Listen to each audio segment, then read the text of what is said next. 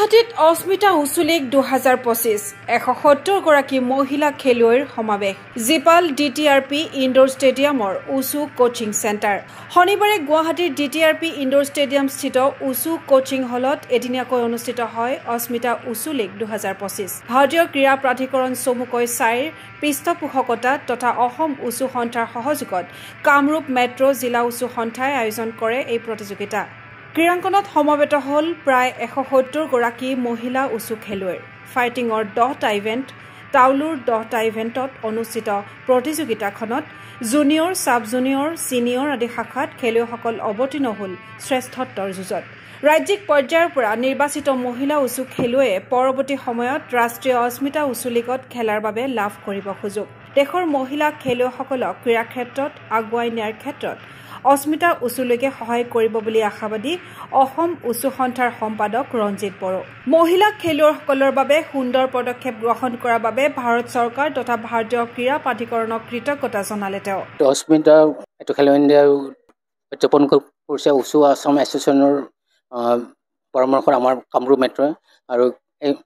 এই খেলখন এইটো চাই ফাইনেন্স কৰিছে আৰু বাকীখিনি আমাৰ এছ'চিয়েশ্যন অফ আসামৰ টেকনিকেল এইটো কমিটি গোটেইখিনি কাম কৰিছে আৰু এখন খেলৰ আপোনাৰ 170টা প্লেয়াৰ আহিছে আৰু সেইকাৰণে গোটেইখিনি ডিষ্ট্ৰিক্টৰ যোনে ইয়াতে ডিষ্ট্ৰিক্টৰ পৰা জইন কৰিছে সিহঁতক মই ধন্যবাদ জনাইছোঁ আৰু কামৰূপ মেট্ৰ' এইটো বিষয়ববীয়াসকলক মই ধন্যবাদ জনাইছোঁ ডেপুটি মেয়ৰ আছিলে আৰু এইটো কাউন্সিলাৰ আহিছিলে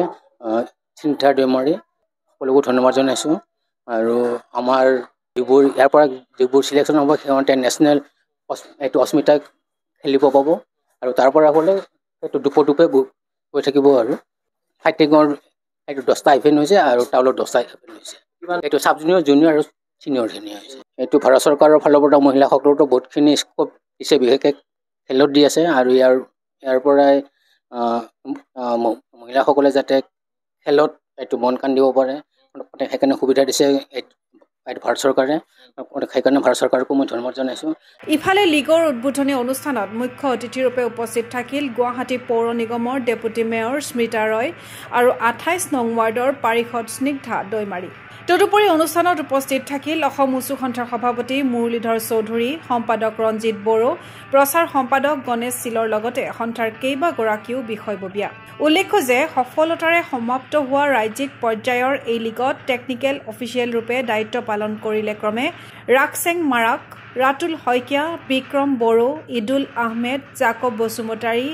গণেশ চিল নকুল মালিক শিখাৰাণী দাস উদাংশী নাৰ্জাৰী কুমুদ গগৈ সুভাষ গয়াৰী পুলমানন্দ হাজং বিপুল তালুকদাৰ চিন্তুমণি কলিতা ৰাহুল মেধি মধুস্মিতা সাহা ৰূপজিৎ ৰয় নিতাই দাস অমৰেন্দ্ৰ শৰ্মা বিশাল বৰুৱা মেধি পদ্ম জাইৰু এনচি ৰাও পম্পী ভৰালী পিংকী ভৰলুৱা আৰু গোপী সিং লামা ক্ৰীড়া অনুৰাগীৰ আশা অস্মিতা উচু লীগৰ আচলত ধৰি ক্ৰীড়াংগনত বহুদূৰ আগুৱাই যাওক অসমৰ মহিলা খেলুৱৈ ভিডিঅ' জাৰ্নেলিষ্ট জৱান ৰাভাৰ সহযোগত চিন্ময় বৰাৰ প্ৰতিবেদন গো স্পৰ্ট এনি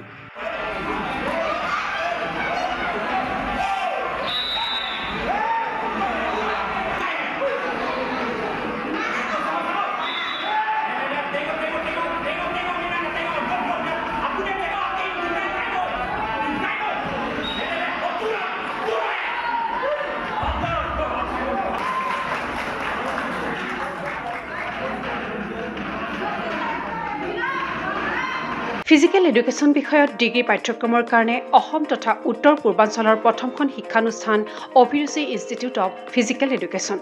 2 বছৰীয়া ফিজিকেল এডুকেশ্যনৰ BPEd পাঠ্যক্ৰম আৰু 4 বছৰীয়া BPES পাঠ্যক্ৰমৰ বাবে নামভৰ্তি চলি আছে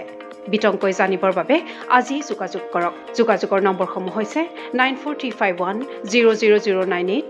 7002 33540 88765210098 website www.aipguwahati.in